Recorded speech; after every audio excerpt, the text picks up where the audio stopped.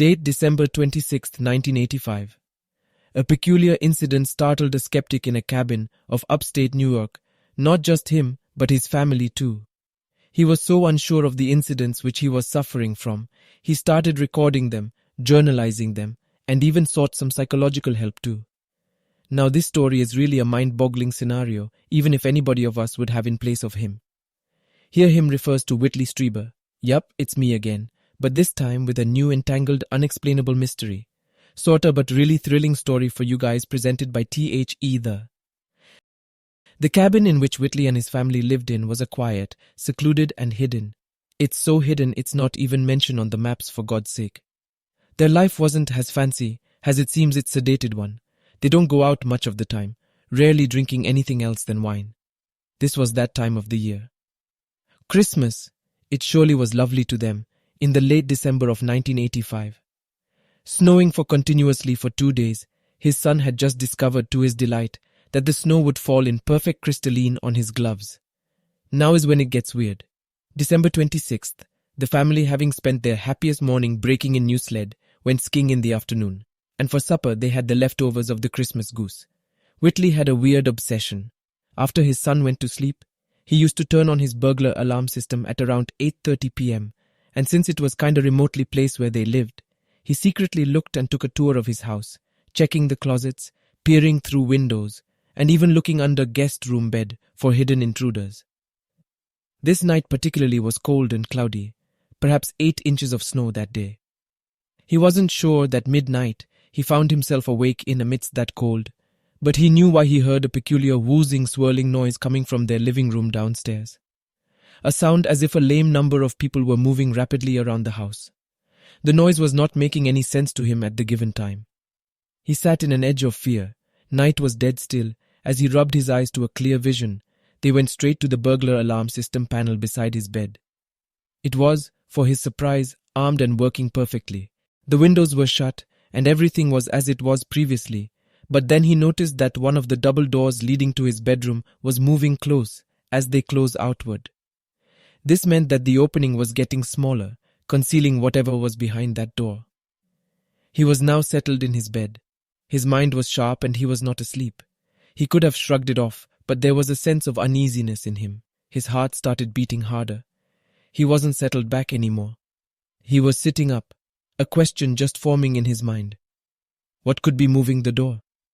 Then he saw edging around it a compact figure. It was so distinct and yet so completely, impossibly astonishing that at first he could not understand it at all. He simply sat there staring, too stunned to move. Months and months later, Whitley discovered that another person who has had the visitor experience first encountered it through the medium of this same peculiar figure rushing toward her in exactly the way that this one now rushed toward him. Before the next few astonishing narrations, I'll explain you guys how the figure was and its physical attributions to his eyes.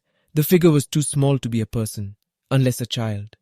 He had treasured the approximate distance that the top of the head was from the ground, based on his memory of the figure's position from the doorway, and he believed that it was roughly 3.5 feet tall, altogether smaller and lighter than his son. He could see perhaps a third of the figure, the part that was bending around the door so that it could see him. It had a smooth, rounded hat on with an odd sharp rim that jutted out easily 4 inches on the side. Below this was a vague area. He could not see the face, or perhaps he would not see it. A few moments later, when it was close to the bed, he saw 2 dark holes for eyes and a black downturning line of a mouth that later became an O. From shoulder to midriff was the visible third of a square plate etched with concentric circles. This plate stretched from just below the chin to the waist area. At the time, he thought it looked like some sort of breastplate or even an armored vest.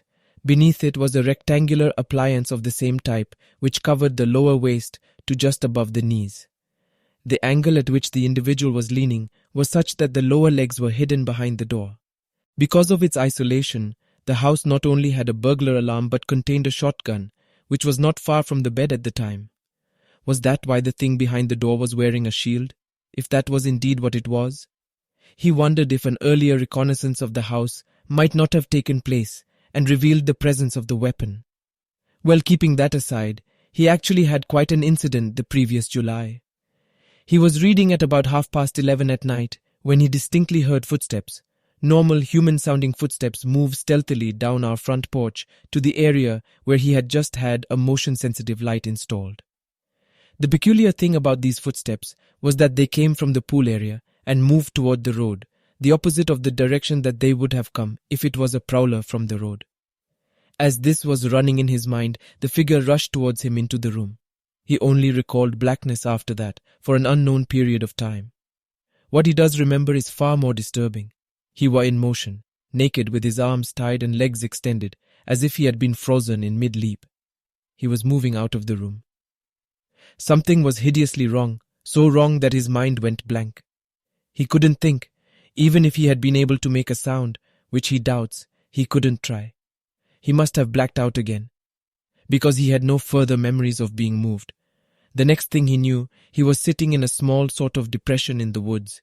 He was in the corner of dark woods when he suddenly noticed something weird again. It was quite dark and frozen creeper pressing tight around him. He was just not alone sitting in the woods. Across his left was an individual whom he could see in corner of his eye, wearing a grey-tan bodysuit. He felt as he was in control of that individual. Despite this, he was tied, and on his immediate right was another figure. At this point there, he saw another being who was invisible, except for an occasional flash of movement. While the presence of others remained vague in his mind, the left individual made a clear impression for which he assumed it was a woman of some kind. The next narrations of this story is where it gets pathetic, downhill, and interestingly unexplainable. By pausing this here, there's going to be a part 2 of this. If you guys loved this, think of commenting your thoughts and stay tuned by add a sub of ours. Thank you for watching. THE, the signing off. Stay mysterious.